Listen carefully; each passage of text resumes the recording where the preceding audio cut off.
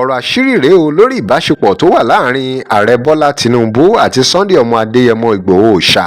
sunday ìgbòho nínú íńtávíù tẹ́ máa wò yìí pẹ̀lú délé mọ̀ọ́mọ́dù tó jẹ́ pọ́blíṣà ovation tó kárí gbogbo àgbáyé.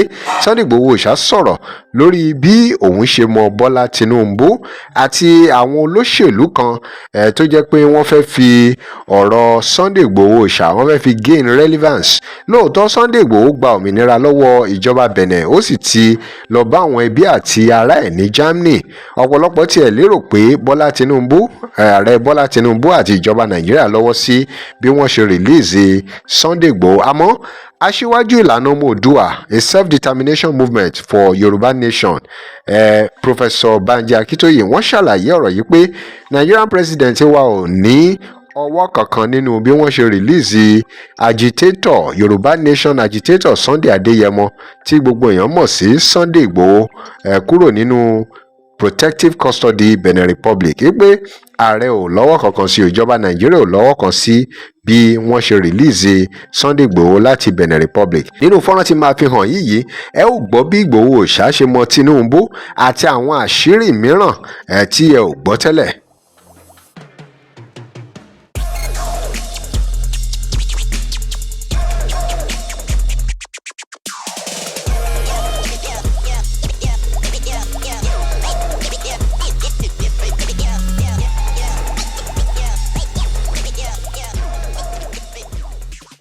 Welcome to Digi Naija, where we bring you latest stories. Remember to like, share and follow us. Owó Babadami sọ̀rọ̀ lórí bí Senator Ládọjà ṣe jẹ́ godfather fún àti bí wọ́n ṣe introduce ẹ̀ sí aṣíwájú Tinubu tó ti di ààrẹ báyìí. Ó ṣàlàyé pé Tinubu fúnra rẹ̀ ló pe òun o tó invite òun sí body lawn. Ó lóun lọ, ó sì ṣàlàyé fún òun pé ọ̀gbẹ́ni o lè support àwọn PDP di Londo state o nítorí pé bí àwọn PDP ṣe treat Ládọjà àti òun.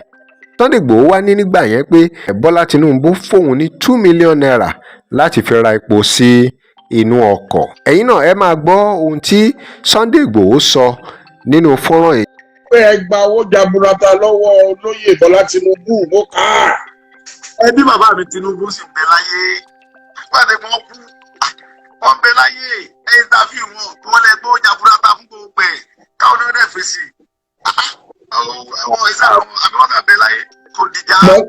But sẹ́yìn àti wọ́n ti jọ jókòó papọ̀ rí. Mo rí wọn rí ní time tí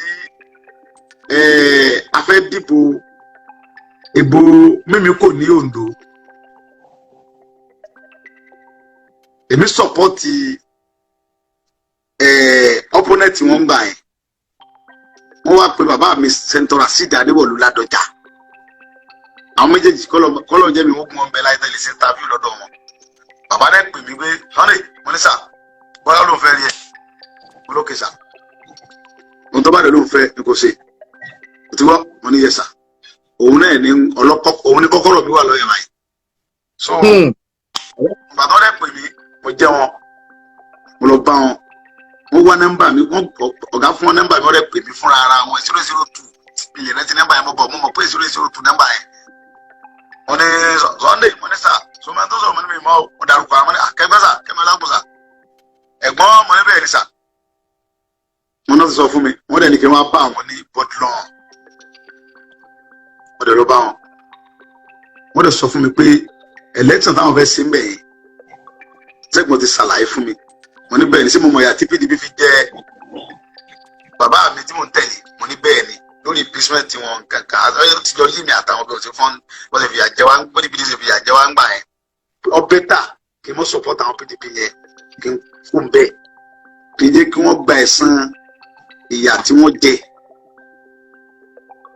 mo lókè sá mo tẹ balẹ̀ fẹ́ ni sá mo lè kúrò mbẹ nítorí lọ́hùn wọn fún mi ní 2 million naira pé kí n fi ra epo sí mọ́tò mi tẹ́ẹ̀dẹ̀ interview wọn kọ́ dẹ̀ búra pẹ̀lú orúkọ Ọlọ́run ó fún mi ní 2 million naira mo dẹ̀ gbà mo lè ẹsẹ̀ sá. olóyè Bọ́lá Tinubu.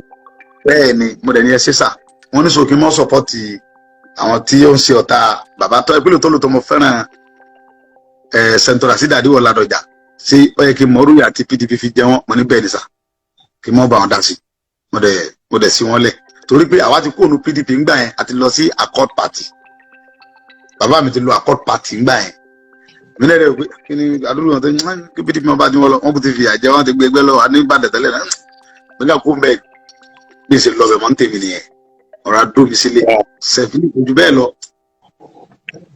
àwọn tó lè pè mí síbẹ̀ ńgbà yẹn pé àwọn tó pè mí ńgbà yẹn pé PDP pé wọ́n mọ ní mi ń ṣe òṣèlú PDP kankan mọ́ ìpínlẹ̀ so bí mi ṣe kúrò mbẹ́ yẹn gbà yẹn.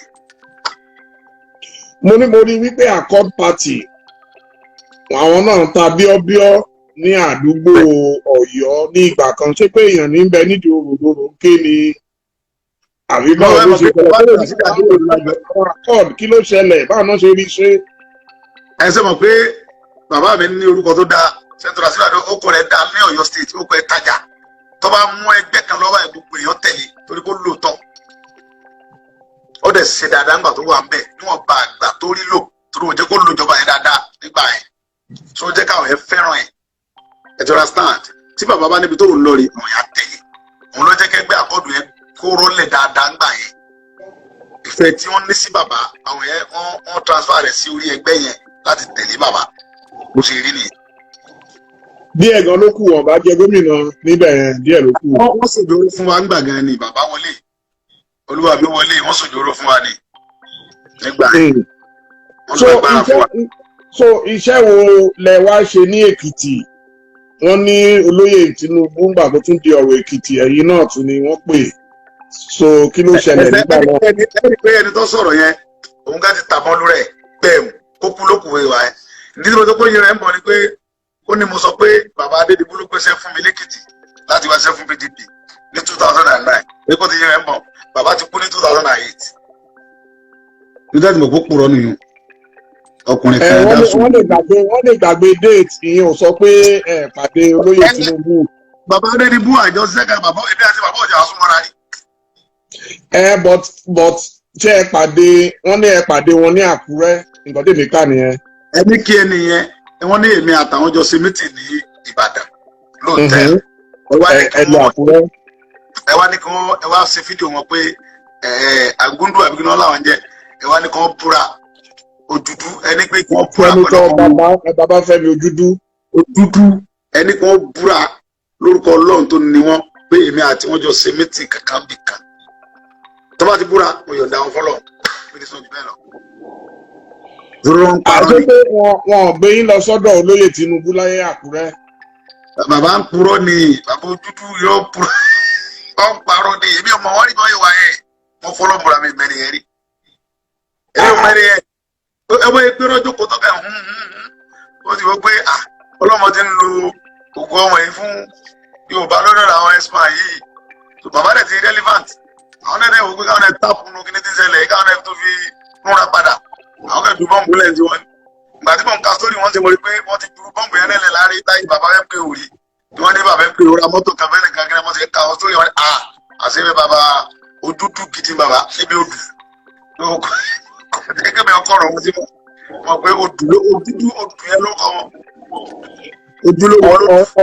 ọ̀rẹ́ mi gidi ni wọ́n àjọ ṣiṣẹ́ fún MPO. ẹ gbọ́dọ̀ sá fún odù rẹ ẹ gbọ́dọ̀ sá fún odù wọn yẹn. òun sá fáwọn ọ̀rẹ́ mi. ẹ torí kó ju wọn dúdú ẹ mọ̀ pé olójú dúdú ni wọ́n tí ò bá ya olójú dúdú tí ò ya ìka ẹ̀dá ọ̀tá Yorùbá wọ́n ń pa àwọn fámìlì rẹ̀ lẹ́kìtì lápapẹ̀ ìkúnbẹ̀ yẹn ìgbésẹ̀ kí ló gbé lórí ẹ̀. pẹ̀lú ohun tí ẹ gbọ́ nínú fọ́nrán iṣẹ́ ti wá rí wípé gbogbo ìjà tí Sunday Igboho ń jà náà ni pé kí Yorùbá race kí Yorùbá nation kí àwọn ọmọ Yorùbá lè ní freedom kán lè lómìnira kí ohun gbogbo máa lọ déédé fáwọn ọmọ Yorùbá kí àwọn èèyàn má gba ilẹ̀ bàbá wa lọ́wọ́ wa. kí lè ròyìn nípa fọ́nrán yìí nípa interview tí ẹ̀rí tí Délé Mọ̀mọ́dù ṣe pẹ̀lú Ìgbòho? Ẹ drop comment yín. Remember to like, share and follow us. This is Digi Naija. Thanks for watching.